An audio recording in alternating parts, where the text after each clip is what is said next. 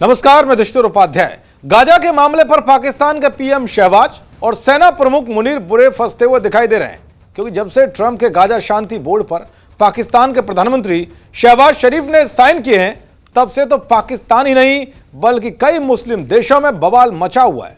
शहबाज को लग रहा था कि ट्रंप के गाजा शांति बोर्ड में शामिल होने से अमेरिका से नजदीकी और बढ़ जाएगी और ट्रंप पाकिस्तान के भीख वाले कटोरे को भरते रहेंगे।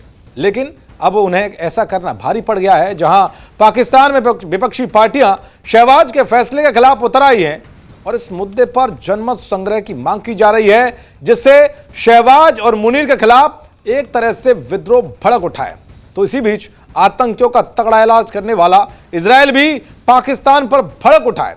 इजरायल ने पाकिस्तान पर ऐसा ऐलान किया है कि जिसने शहबाज के होश उड़ा दिए हैं। दरअसल इजरायल ने साफ कर दिया है कि गाजा के भविष्य पर होने वाली किसी भी चर्चा में पाकिस्तान की कोई भी भूमिका नहीं होगी, यहां तक कि जमीन पर भी नहीं और बंदूक के साथ तो बिल्कुल भी नहीं। ट्रंप के दोस्त इजरायल ने पाकिस्तान को बड़ा झटका दिया है। इजरायल के वित्त मंत्री नीर बरकत ने गाजा में पाकिस्तानी सेना की तैनाती की संभावना पर सख्त रुख अपनाया है। बरकत ने कहा कि गाजा में पाकिस्तान की जरूरत नहीं है, आतंकवाद का समर्थन करने वाले किसी देश का गाजा में स्वागत नहीं है। यानी कि इजरायल के वित्त मंत्री ने वो कह दिया जो अब तक पर्दे के पीछे कहा जाता था।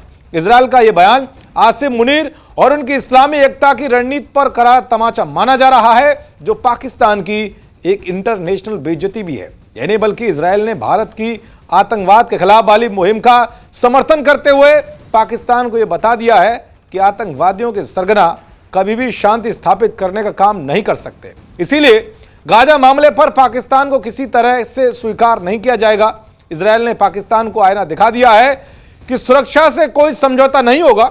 जो देश आतंक के साथ खड़ा है वो इजरायल के साथ कभी भी खड़ा नहीं हो सकता। ऐसे में अगर पाकिस्तान इजरायल की बात को दरकिनार करता है तो उसे इसकी बड़ी कीमत चुकानी पड़ सकती है, क्योंकि इजरायल पाकिस्तान को ठोकने से पीछे नहीं हटेगा और इसके पीछे वो तर्क आतंकवाद का देगा। जिस तरह से गाजा के आतंकी पाकिस्तानी आतंकवादियों से हाथ मिलाकर पीओके में शरण लेकर भारत के खिलाफ साजिश रच रहे हैं, उसे लेकर इजरायल पहले से ही गुस्से में भड़का हुआ है। उधर गाजा में सेना भेजने को लेकर भी मुनीर और शहबाज का विरोध हो रहा है। साथ ही जिस तरह से गाजा शांति बोर्ड में शामिल होने के लिए ट्रंप ने 9100 करोड़ रुपए की फीस रखी है, उसे देना भी पाकिस्तान के लिए मुश्किल है। इसीलिए इस मुद्दे पर भी पाकिस्तान में बवाल मचा हुआ है।